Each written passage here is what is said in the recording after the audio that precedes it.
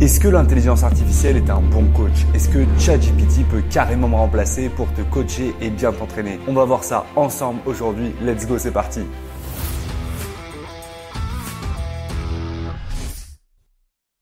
Hello, c'est Benjamin Sand, coach en sport et nutrition et aujourd'hui j'ai envie de tester, voir si ChatGPT peut me remplacer et voir si tu peux avoir un bon programme avec ChatGPT. Donc on va faire deux programmes différents. On va voir ce que ça donne, je vais te donner mon avis, te dire si oui ou non on a quelque chose de construit, d'efficace ou s'il y a un petit peu des lacunes dans ces programmes-là. Donc on va faire un premier programme pour un mec de 30 ans qui veut se remettre en forme, qui veut perdre du gras et un programme pour quelqu'un qui veut aller prendre du muscle, pour un homme toujours qui veut prendre du muscle. On va voir ce que ça va donner et tu me diras dans les commentaires ce que t'en penses. Abonne-toi, c'est parti. Donc les gars, là on est sur ChatGPT. Bon du coup, c'est quoi ça? hop là, vous avez rien vu. Bref, reprenons. Donc, je suis un homme de 30 ans. J'ai trop de ventre. Je veux me remettre en forme et obtenir un corps tracé.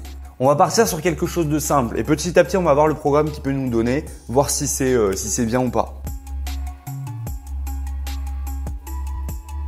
Boum, c'est parti, on lance ça, on va voir ce qu'il va nous dire. Bon les gars, ChatGPT, je sais qu'il y en a beaucoup qui veulent l'utiliser, on va voir si vraiment c'est efficace ou pas. Ok, donc on commence première semaine. Je vais demander de faire sur 2 semaines.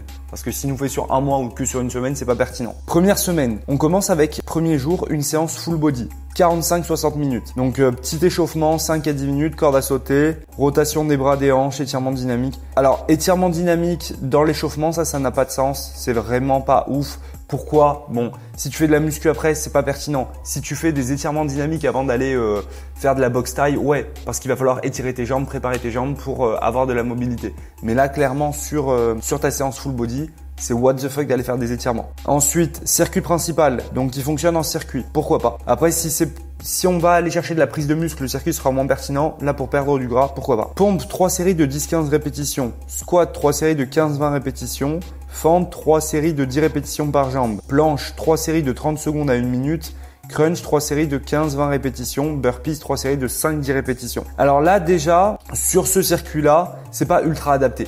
On a en fait déjà 3 séries, ça veut dire quoi? Enfin, tu me dis circuit, si tu dis circuit, ça veut dire que tu fais des tours. Donc c'est le nombre de tours qui compte. Tu dis 3 tours et dans tes 3 tours, tu vas mettre 10-15 répétitions à chaque fois. Ensuite, le point qui me dérange, c'est qu'il te donne des approximations. On n'a pas un truc précis. Ensuite, sur les exercices, sur le choix des exercices, on est vraiment sur du full body. On a donc des exos pour le haut du corps, pompe, squat pour le bas du corps, fente pour le bas du corps, ok. Ensuite, crunch, planche pour les abdos. Donc, on est bien sur du full body. C'est assez basique. Maintenant, moi, ce qui me dérange, c'est les burpees. Burpees, première séance d'un mec qui a pas fait de sport depuis longtemps. No way, c'est pas possible. Si là, tu commences le sport, je te dis vas-y, fais des burpees sur ta première séance, tu pètes un câble. Non, les burpees et surtout 3 séries de 10 répétitions. Un mec qui a pas fait de sport pendant 3 mois, s'il se tape ça sur sa première séance, il abandonne. Donc les gars, ça c'est hyper important, toujours de la progressivité dans vos séances. Quand on reprend le sport, on y pense. Au début, on y va doucement. Ensuite, retour au calme, étirement statique. Non plus. Les étirements en fin de séance, c'est pas utile. Tes étirements, tu les décales. Tu fais ta séance et 2-3 heures plus tard, tu fais tes étirements. Ouais, là c'est top. Maintenant, faire tes étirements à la fin de la séance, c'est pas du tout adapté. Donc les gars, ça déjà, premier jour, il y a trop de choses qui vont pas. Trop de choses qui vont pas pour un bon programme. Deuxième jour, cardio et core training. Deuxième jour, donc échauffement, ok, ça va. Course sur place, montée de genoux, ok. Circuit cardio. Donc sur le circuit cardio, 5 rounds de jumping jack, squat sauté, mountain climber, repos. Et ensuite corps, ok. Donc là, sur 5 rounds, ok. Bon, c'est un peu léger, j'ai envie de dire. Et en même temps, un peu violent. On a des exercices qui sont quand même assez difficiles. Squat sauté, mountain climber. Ça va envoyer 30 secondes de squat sauté, ça va tabasser et 30 secondes de mountain climber, pareil. On a un circuit qui me semble un peu court et un peu, en fait, avec des exercices un peu difficiles pour quelqu'un qui se remet au sport et en même temps, c'est un peu trop facile pour quelqu'un qui ferait du sport depuis pas mal de temps d'avoir juste 5 rounds de 1 minute 30 en gros. Donc là, pareil, pas ultra fan, peut faire mieux. Maintenant, on a quelque chose de plutôt logique par rapport à l'objectif, mais peut faire mieux. Clairement, là, ce qu'il aurait fallu faire, donc sur ce circuit cardio là, si on reste sur le principe du circuit cardio, ça aurait été d'être vraiment plus sur des exercices cardio assez abordables, donc jumping jack, montée de genoux, mountain climber, pourquoi pas. Maintenant, les squats sautés, surtout qu'on a fait pas mal de jambes sur la première séance, le mec risque d'avoir des courbatures. Donc, t'as pas fait de sport depuis longtemps, tu tapes des squats, des fentes sur une séance, derrière tu vas avoir des courbatures. Donc là, ce qu'on aurait voulu faire, c'est éviter de trop taffer les jambes pour pouvoir récupérer. Donc on remplace les squats sautés par des montées de genoux, beaucoup plus facile, plus sympa. Après, on peut rajouter des exercices abdos aussi, même s'il y a après non, on a la partie abdos derrière, donc on va éviter l'exercice abdos et on va pouvoir du coup mettre des exercices qui sont un peu plus sympas niveau musculaire et que du cardio. Donc de la course sur place. On peut aussi mettre des exercices un peu plus fun, on va dire. Donc pourquoi pas, si on veut bosser le haut du corps, on peut aussi aller chercher du gainage dynamique, du gainage touche-épaule. Donc tu te mets gainage commando touche-épaule comme ça, pourquoi pas. Maintenant sur ça devrait pas trop forcé pour la suite. Ensuite, on passe sur la partie gainage. La partie gainage, planche latérale, relevé de jambes, Russian twist. Ok, ça c'est nickel, c'est très bien. Rien à dire là-dessus. Retour au calme, encore une fois, les étirements, non. Full body avec élastique, si disponible. Alors ça, je lui ai pas précisé. Enfin, je lui ai dit, on lui a dit quoi au début? On lui a dit à la maison. On lui a pas dit sans matériel, rien. Donc effectivement, il propose avec élastique. On aurait dû préciser. Donc on y revient. Corde à sauter, étirement dynamique. Bon, les étirements dynamiques à l'échauffement, encore une fois, les gars, c'est pas utile. Maintenant, sur un étirement pour bien s'étirer, moi ce que je recommande toujours, c'est tu fais quelques exercices de chacun des exercices que tu vas avoir sur ta séance pour bien préparer ta séance. Comme ça, tu as les muscles qui sont prêts, les muscles qui ont déjà un petit peu travaillé. Tes fibres musculaires seront beaucoup plus échauffées à l'effort et ça se passera mieux. Pareil pour tes autres tissus, donc les tendons, ils seront prêts, ils seront échauffés, ce qui limitera le risque de tendinopathie derrière. Maintenant, sur ton circuit, squat avec élastique, tirage avec élastique, fente avec élastique, pompe avec élastique, planche avec levé de jambes. Pas fan, vraiment pas fan les gars. Squat avec élastique, bon, on retravaille les jambes. Visiblement, il veut beaucoup nous faire travailler les jambes. Ça, c'est pas adapté. Ça, n'importe quel coach sportif, tu reprends, il te fait pas 3 séances dans la semaine, tes 3 seules séances avec des jambes. Donc là, c'est sur la 3e séance, les gars, il nous remet des jambes. C'est pas possible. Oh, tu nous fais quoi là, ChatGPT? Ensuite, le tirage avec élastique. 3 séries de 10-15 répétitions. Donc tirage, là, on est, j'imagine que c'est du rowing ou alors soit du tirage horizontal avec l'élastique sur les pieds ou alors du rowing buste penché en avant avec ton élastique sous les jambes où tu vas venir tirer. Les fentes avec élastique. Alors là, honnêtement, les fentes avec élastique, je trouve ça merdique comme exercice. C'est galère en fait. Et pour un débutant, c'est encore plus galère. Donc non, on va éviter ça. Pompe avec élastique, pourquoi pas, c'est un peu moins galère. Tu passes l'élastique dans le dos, tu t'allonges, tu as l'élastique là. En fait, déjà, il faut que le mec il fasse des pompes. Quand tu reprends le sport, tu fais pas forcément des pompes. Moi, j'ai eu pas mal de mecs en coaching qui n'arrivaient pas à faire des pompes du tout quand on démarrait. Et là, clairement, il y a encore un problème de niveau. Ensuite, il finit encore une fois par les étirements statiques. Ça, c'est pas ouf du tout. On va pas se répéter. On passe à la 2e semaine. Donc là, tu as fini une semaine où tu as fait des jambes, où c'était trop intense, pas au niveau. Clairement, là, le mec, il reprend le sport, il a abandonné. Là, tu as abandonné, c'est sûr. Donc, tu vois, si tu te contentes juste de ChatGPT et que tu comptes sur ChatGPT pour faire ton programme d'entraînement que tu n'y connais rien, ça va être compliqué. Ça va être compliqué parce que là, il va te faire quelque chose qui n'est pas adapté. Donc, si tu veux faire le point, toi, aujourd'hui, sur comment tu t'entraînes et tout, et ton objectif, tes difficultés par rapport à ça, ce que je te propose, c'est qu'on fasse un appel gratuit. Tu réserves ton appel dans la description et on pourra faire le point ensemble et créer ton plan d'action et te donner des conseils pour avancer et avoir le meilleur programme possible. 2e semaine. Donc, premier jour, on a full body. 45-60 minutes, ok, échauffement. Bon, l'échauffement, encore une fois, il est un peu léger sur la partie musculaire. Là, juste rotation des bras et des hanches, c'est pas suffisant. On veut pas juste un échauffement articulaire, on veut un échauffement complet avec un échauffement aussi musculaire. Circuit principal, pompe, squat, fente, planche, crunch, burpees. C'est répétitif, hein. Ça va être vite assez répétitif. Course sur place, donc jour 5. Voilà, là, il n'y a rien à dire, juste que c'est répétitif.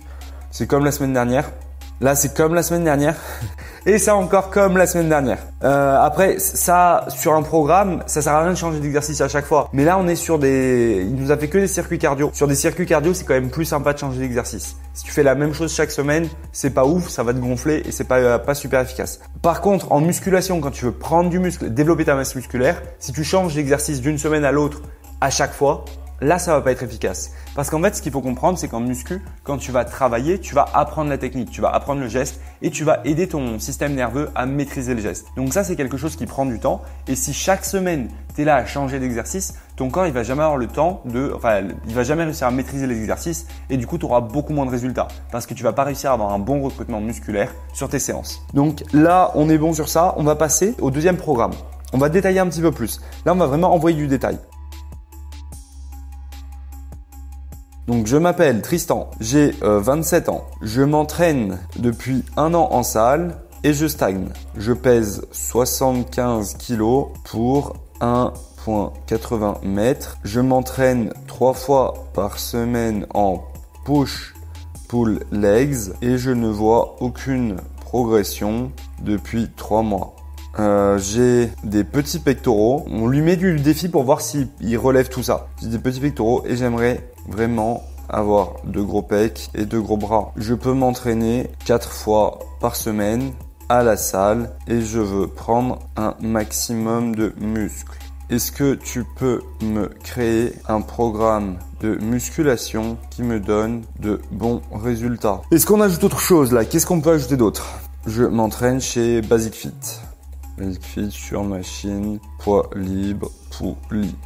Bon, on va voir avec ça. On va voir ce qu'il nous propose. Bon, j'espère que tu kiffes la vidéo jusque-là. Dis-moi ce que tu en penses. Est-ce que pour l'instant, l'intelligence artificielle est efficace ou pas trop? Dis-moi ça en commentaire, mets un petit j'aime. Ok, donc semaine type push pull legs push. Alors là, du coup, il nous crée sur une semaine. On va voir ce que ça va donner. Donc push pull legs push. Il a juste doublé la séance push. Alors, bon, je suis pas fan du coup s'il double juste. Si c'est un pectoraux, épaules et bras, est-ce qu'il nous a juste doublé pectoraux et triceps? Ah non, ok, il a changé. Il a changé. On va checker le programme. Échauffement. 5 à 10 minutes de cardio léger plus mobilisation des épaules et des bras. Là encore une fois, mobilisation des épaules et des bras, les gars, ça veut dire quoi? C'est pas suffisant. Moi, ce que je fais faire à chaque personne que je coach, c'est qu'au début, on a l'échauffement articulaire plus musculaire léger et ensuite on travaille sur chacun des exercices avec une première série un petit peu plus légère et on s'entraîne tout doucement au début. Puis après, on monte les charges.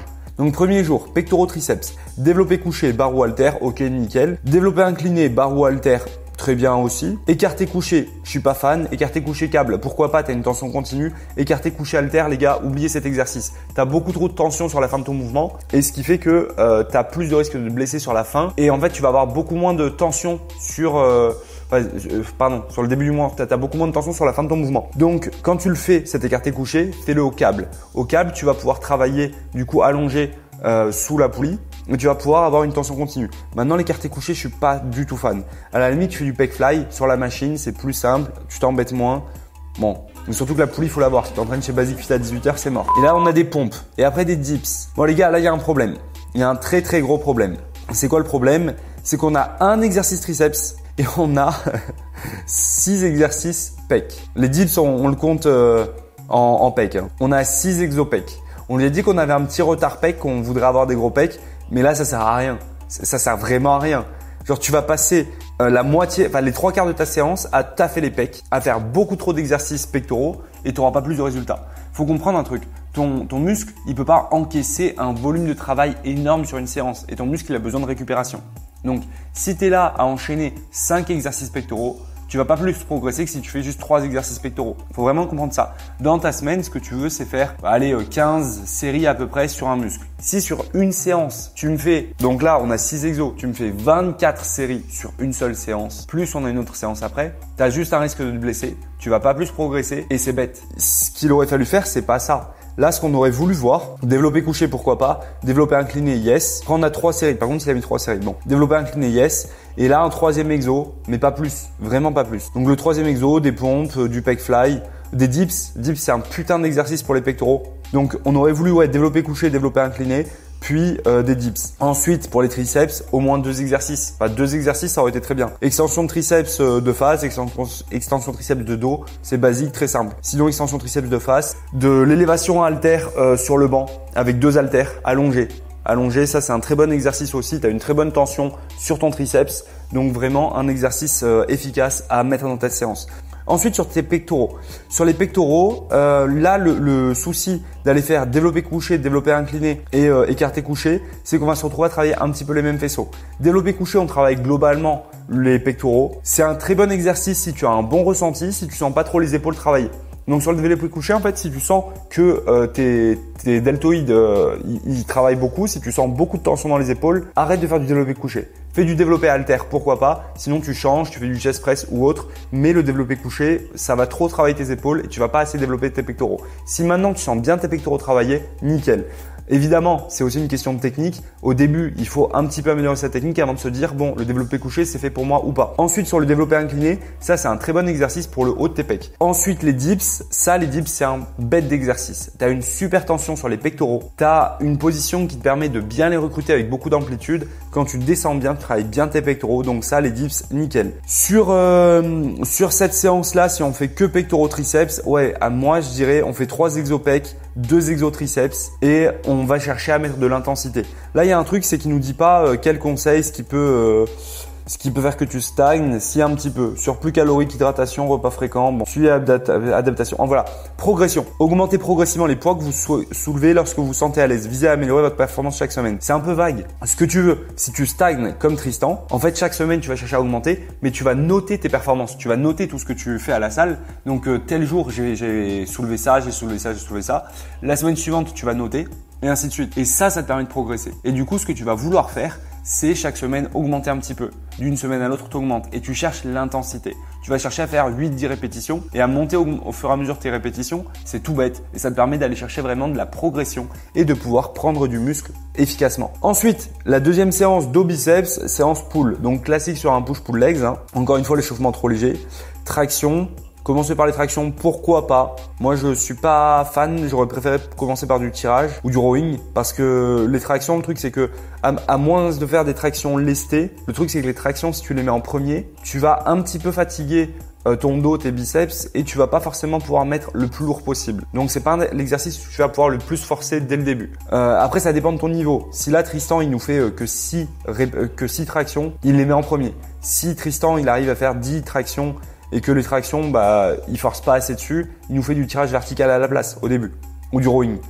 Rowing barre ou halter, ok, pourquoi pas. Maintenant, le rowing, il faut bien maîtriser le mouvement. Sur le dos, la plupart des mecs, ils font mal leurs exercices. Quand tu fais des mauvaises répétitions, quand tu as une mauvaise technique en salle et que tes répétitions sont bâclées, tu peux pas prendre du muscle. Tu peux pas bien développer ton dos, donc ton grand dorsal, tes rhomboïdes et le haut de ton dos, tes trapèzes, tout ça. Ils pourront pas bien se développer. Le grand dorsal, c'est un muscle qu'il faut bien recruter. Donc le grand dorsal, c'est le muscle que tu as dans ton dos, que tu vois sur les côtés, c'est les ailes, c'est voilà là ce que tu et pour le travailler, il va falloir bien pouvoir contracter. Donc on va chercher à rapprocher à chaque fois le coude du buste. Si tu fais pas ça sur tes mouvements, si tu es là à faire des tirages un petit peu comme ça, si tu fais des tirages comme ça, tu travailles pas ton grand dorsal. Ce que tu veux à la salle, c'est vraiment cibler tes mouvements.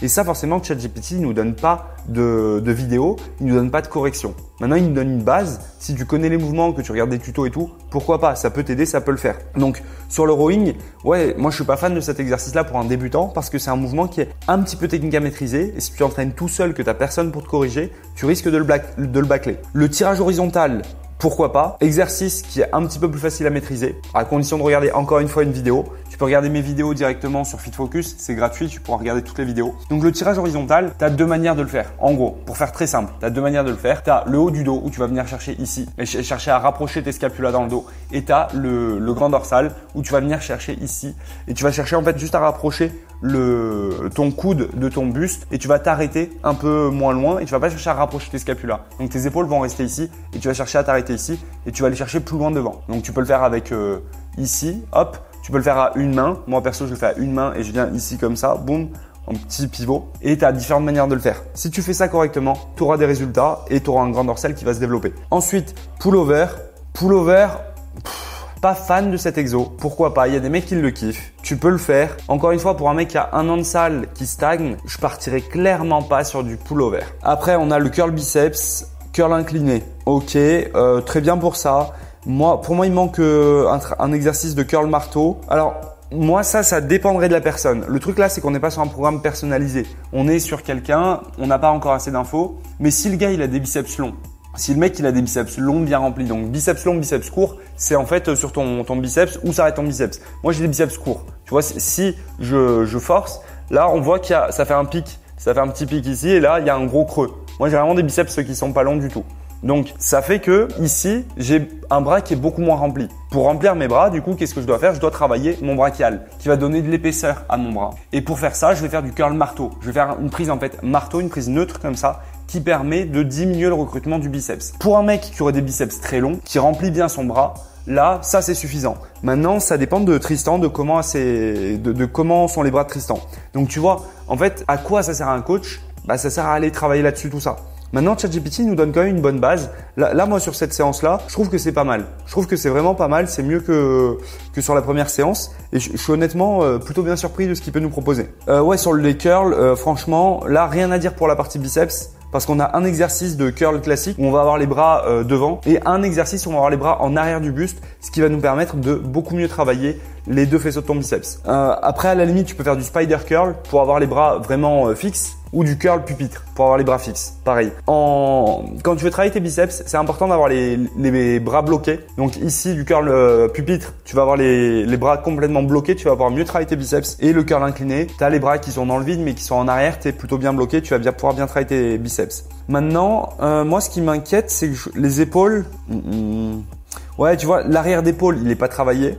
Et on a quelques muscles qui sont un petit peu oubliés. On passe aux jambes, on voit ça après. On passe aux jambes. Sur le 3e jour jambes, donc squat, barre ou halter. Squat, halter, très bof quoi. Je sais pas ce qu'il veut dire du goblet squat, donc où tu prends ton halter ici, ou du squat avec des haltères dans les mains. Je pense que c'est plutôt ça. Squat bar pour un mec qui stagne, qui a du mal à progresser, très bof. Moi ça clairement je le remplace par de la presse verticale, parce que la presse verticale on va pouvoir charger facilement, on va pouvoir avoir un mouvement beaucoup plus avec beaucoup plus d'intensité et on va pouvoir forcer Tristan à progresser. Donc ouais, là on remplace directement. Leg press, bon, ok.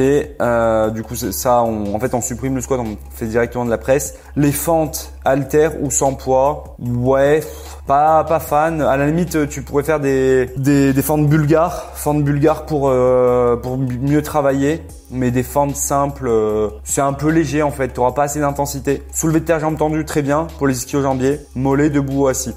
Là, la séance jambes, elle est un peu nulle. Vraiment, elle est un peu nulle. Moi, je te mettrais ici de la presse à la machine, presse inclinée. Ici, je te mettrais à la limite des fentes bulgares. Fentes bulgares, oui, ok, très bien. Soulevé de terre, jambes tendues, nickel. Maintenant, je te rajouterai moi du leg extension et du leg curl. Donc sur machine, ça nous permettra de mieux travailler. Et ensuite les mollets. Mes mollets avec du poids. Quand même, ce serait pas mal. Donc les mollets, à la limite, je les fais sur la presse. Et là, comme ça, on aura une meilleure séance jambes. Ensuite, on passe au jour 4, pectoraux, épaules et bras. L'échauffement toujours bâclé. Développé couché, bon. Développé militaire, nickel. Écarté incliné. Bon, ensuite, écarté incliné. Ça, comme tout à l'heure, les écartés couchés, je suis pas fan. Écartés inclinés, clairement, je vois pas l'intérêt. Je vois pas l'intérêt d'aller faire ça, c'est très bof. Élévation latérale, nickel. Mais perso, je les ferai pas aux haltères, je les ferai à la poulie. Poulie avec une sangle. Pourquoi? Parce que Tristan, il stagne. Dis-toi que Tristan, il est là à galérer à pas avoir de résultats. Donc, ça veut dire que niveau technique, c'est pas trop ça. Que niveau intensité, c'est pas trop ça. Mais on cherche à avoir le meilleur recrutement possible, à avoir la meilleure technique possible. Et clairement, la sangle à la poulie, ça pourra que l'aider. En unilatéral, ce sera beaucoup mieux. Extension triceps, ok. Curl marteau, ok, très bien. Donc là, on a un rappel en fait haut du corps, ce qui est plutôt pas mal parce que Tristan, il a quand même un retard au niveau des pecs. Il va avoir des gros bras. Donc moi, je trouve ça plutôt pas mal. Maintenant, au niveau de ce qu'on fait, du développé couché, je trouve que c'est un petit peu lourd. En rappel, j'aurais mis du chest press ou un autre pour varier. Ou sinon même de la poulie vis-à-vis. Écarter la poulie vis-à-vis. Ce serait mieux. Ensuite, le développé militaire, c'est très bien. Écarté incliné, non. Élévation latérale, oui. Extension triceps, curl marteau, ok.